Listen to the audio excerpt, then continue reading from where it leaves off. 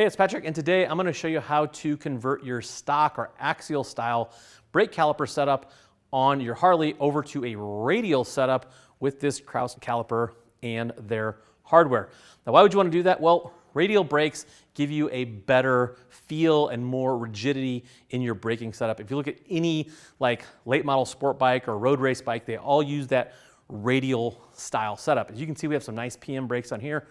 We're going to upgrade those. Now you can buy radial calipers from Kraus, from Performance Machine, they're aftermarket companies that make them, or you can just score you a set of radial brakes on eBay off of a takeoff from a wrecked sport bike. All you really need to know is this dimension here, which typically is 108 millimeters. Kraus makes both 100 millimeter and 108 millimeter, but most of those brakes you're going to get are going to be 108 millimeters.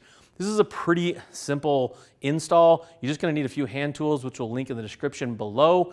You can do this on the floor in your garage if you really want to. It's a great upgrade and provides you some adjustability. Not only are you going to get that upgrade on your braking, you can also upgrade rotors. So you can go from 11.5 rotor to 11.8 just by adding some shims in the bracket. So there again, provides you more flexibility in your braking setup to get you better brakes overall. Let's get to work. So we need to get our old caliper off. Like I said, we have some nice PM brakes on here, but we're going to take them off. Now for us, we're using a 10 millimeter socket. It's probably what you're going to have on there. It could vary a little bit. And you can see I got some shims in here. May or may not need those for our bracket. What we're going to do is we're going to pull these two bolts out. We're going to let our brake hang. So now we're going to mount our bracket on there, and there is a left and a right, but you really can't mess it up. It only goes on one way.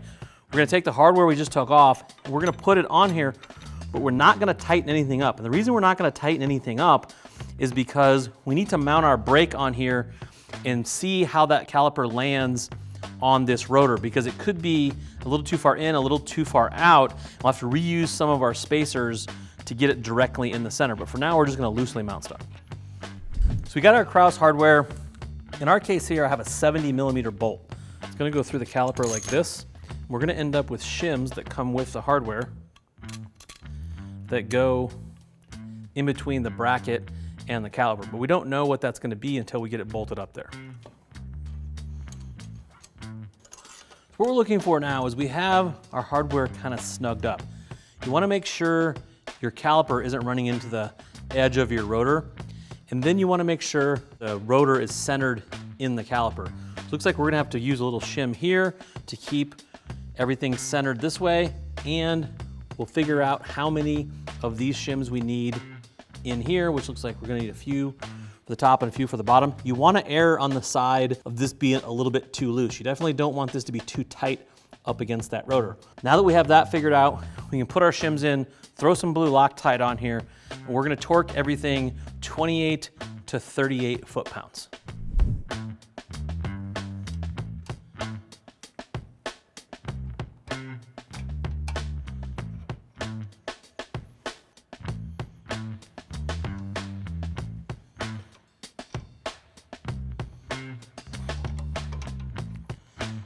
Shimbobulus Maximus will go in there.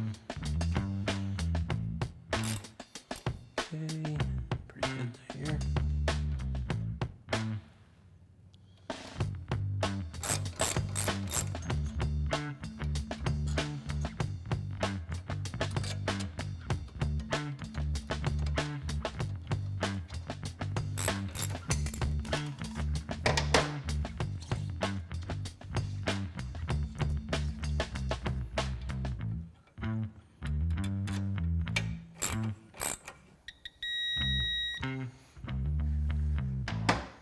Now that our brake's mounted, if you have a dual disc bike, you'll obviously do this to the other side. And now it's time to hook up the brake line. We are gonna run all new lines on our bikes, so we're not gonna do that. If you're reusing your line, make sure you replace the crush washers. And you will need to re-bleed your brakes. If you don't know how to do that, we'll put a link in the description to our brake bleeding video. So all in all, even if you have to bleed your brakes, this is gonna take you roughly an hour, hour and a half to finish this, which is not very much time, and you're only gonna need like one or two tools to finish this up to get a really significant, not only braking functional upgrade, but a really cool aesthetic upgrade as well.